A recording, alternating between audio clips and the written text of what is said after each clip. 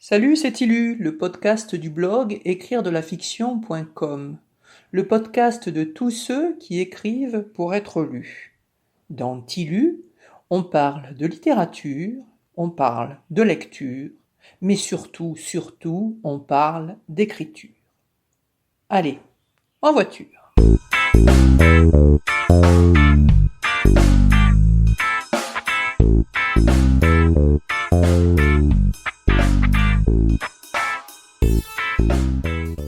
Aujourd'hui, nous allons aborder le rythme du récit et plus particulièrement la phrase. Tout le problème de l'écrivain peut se résumer en une seule question. Que se passe-t-il dans la tête du lecteur lorsqu'il me lit?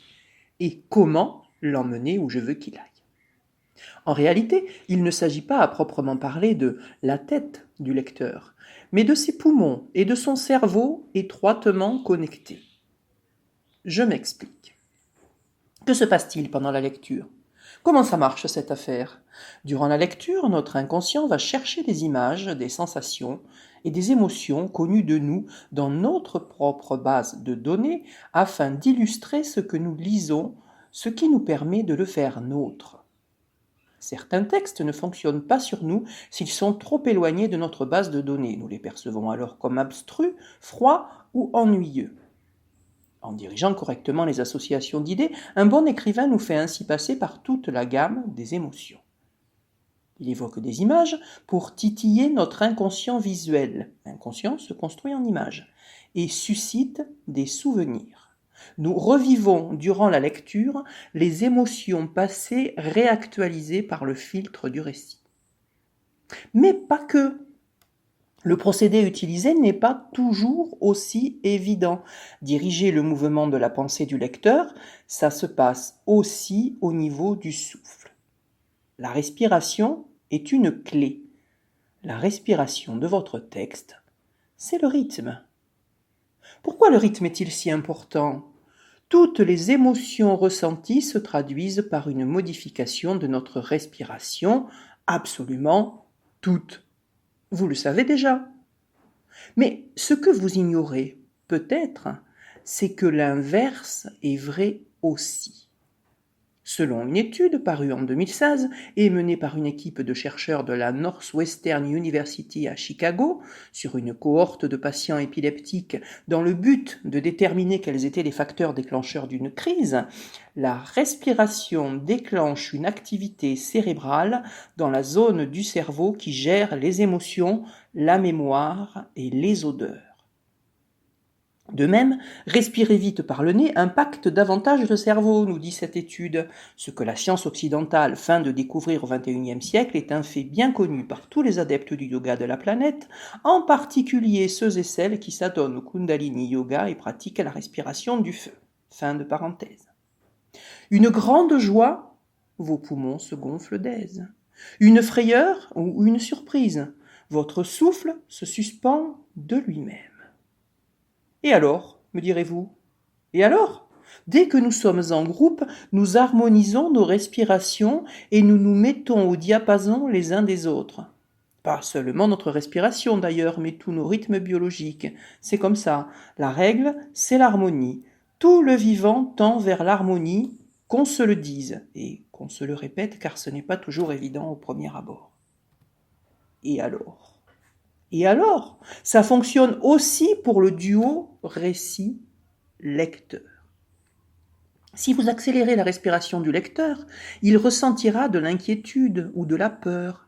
Si vous la ralentissez, si vous la suspendez, si vous l'amplifiez, il éprouvera les émotions associées.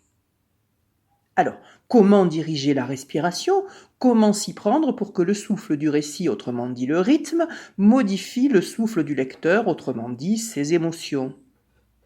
Eh bien, c'est le boulot de la phrase et de l'articulation des phrases entre elles et dans vos paragraphes. Votre façon de découper vos phrases va jouer sur la perception du lecteur. La théorie, c'est ça. Les phrases... La théorie, c'est ça. Les phrases courtes accélèrent le récit et la respiration du lecteur. Très courtes, elles instillent un sentiment d'urgence, voire de danger, ou plus rare d'apathie, désintérêt, en fonction du contexte. Dans une phrase longue, des virgules bien placées pour la tronçonner en petites sections rapides peuvent aussi jouer ce rôle. La ponctuation et la respiration de la phrase. Si votre ponctuation est défaillante, le souffle est bancal et donc s'asphyxie. En général, pourtant, les phrases longues ralentissent le récit. Elles sont souvent utilisées pour décrire. Dans l'alternance court-long, les phrases moyennes servent de transition. Une phrase longue suivie par une phrase brève. Le focus est sur la phrase brève. Il se passe un truc. Une phrase brève suivie par une phrase longue. Il s'est passé un truc, mais tout est en train de revenir à la normale, ou du moins il y a un début d'explication. Voulez-vous un exemple ou deux ? Puisqu'il est question de souffle, parlons de natation. Les histoires vraies. Dans les histoires vraies, il y a un passage où Tortillon doit se jeter dans la rivière pour éviter de fracasser son embarcation sur les rochers. C'est écrit à la troisième personne d'un point de vue omniscient, mais je voudrais que le lecteur embarque avec mon personnage et que sa respiration s'accélère et se saccade. Vous me direz ce que vous en pensez. Voici ce que ça donne. Je commence par moi parce que j'ai beaucoup mieux à vous proposer ensuite et comme ça vous aurez bientôt oublié ma pauvre prose. Soyez indulgents, c'est un premier jet d'un premier roman. Cependant que la barque continue sa course, les berges se rapprochent. Le courant se resserre. Le frêle esquif accélère.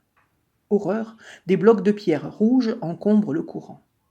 Tortillon, emporté comme un ludion, fonce droit sur un écueil. Son embarcation va se fracasser. Alors, il saute dans l'eau avant que ça n'arrive, en lutte contre la rivière qui caracole à gros bouillons dans les rapides. Elle est plus forte que lui. Il bat des bras, des jambes, boit une tasse. Les petits cailloux rouges dont il a rempli ses poches pèsent des tonnes et l'entraînent au fond de l'eau. Ses poumons commencent à brûler. Il n'a plus beaucoup d'air. À tâtons, il vide ses poches, donne un coup de talon, remonte, émerge à la surface, aspire l'air de toutes ses forces. Un autre exemple. Cette fois-ci, le focus n'est pas dans l'eau, mais sur la berge et même assez loin de l'action qui se déroule en contrebas. Dans son roman Les Ragazzi, Pasolini décrit la noyade d'un jeune garçon par le regard du frisé qui est le personnage principal du récit et qui suit l'événement de loin. Le frisé ne comprend pas tout de suite de quoi il est question. C'est tragique parce que s'il avait compris plus tôt, il aurait peut-être pu intervenir efficacement. Pasolini nous montre le mouvement du fleuve et la force inexorable qui entraîne le petit Gégène. Un flux ample et puissant qui ne s'arrête jamais. Gégène qui barbote, vite, vite, et plus près, les petits frères et le chien qui courent de toutes leurs petites jambes. Des mouvements désordonnés et rapides, pas le temps de souffler. Enfin, le frisé lui-même se jette dans le mouvement mais s'aperçoit que c'est inutile. De loin, il assiste à la noyade. Voyez où sont placées les respirations, observez bien le rythme que Pasolini donne à ses phrases. Alors, le contexte, Gégène, l'aîné des 3 enfants, a finalement traversé la rivière à la nage après avoir longuement hésité pour imiter un grand, le frisé, qu'il avait mis en boîte sur un tout autre sujet et prouvé ainsi sa valeur. Le retour est plus difficile à cause du courant contraire. Après quelques hésitations, il se lance pourtant pour tenter de rejoindre ses petits frères qui l'attendent sur la berge opposée. Je cite. Mais Gégène ne parvenait pas à franchir cette bande qui filait pleine d'écume, de sueur, d'huile brûlée, un courant dans le courant de la rivière. Il restait là et, au lieu d'avancer, il était de plus en plus projeté sur le pont. Bourg-Antique, Maruccio et le chien dévalèrent la bosse du plongeoir et se mirent à courir vite, à 4 pattes quand les 2 ne suffisaient pas, tombant et se relevant dans la vase noirâtre pour suivre Gégène que le courant déportait de plus en plus rapidement vers le pont. Ainsi, le frisé les vit passer tous 3 à ses pieds, les 2 petits qui dégringolaient en criant de frayeur à travers les broussailles et Gégène au milieu de la rivière qui ne cessait de barboter en remuant ses petits bras tant qu'il pouvait, vite, vite, sans avancer d'1 centimètre. Mais il ne tarda pas à saisir et il s'élança au pas de course le long de la descente en glissant même pour aller plus vite. Il n'y avait plus rien à faire, il s'en aperçut tout de suite. Se jeter sous le pont, autant dire se suicider. Personne n'y serait parvenu. Il s'arrêta, pâle comme un mort. Gégène ne résistait plus à présent.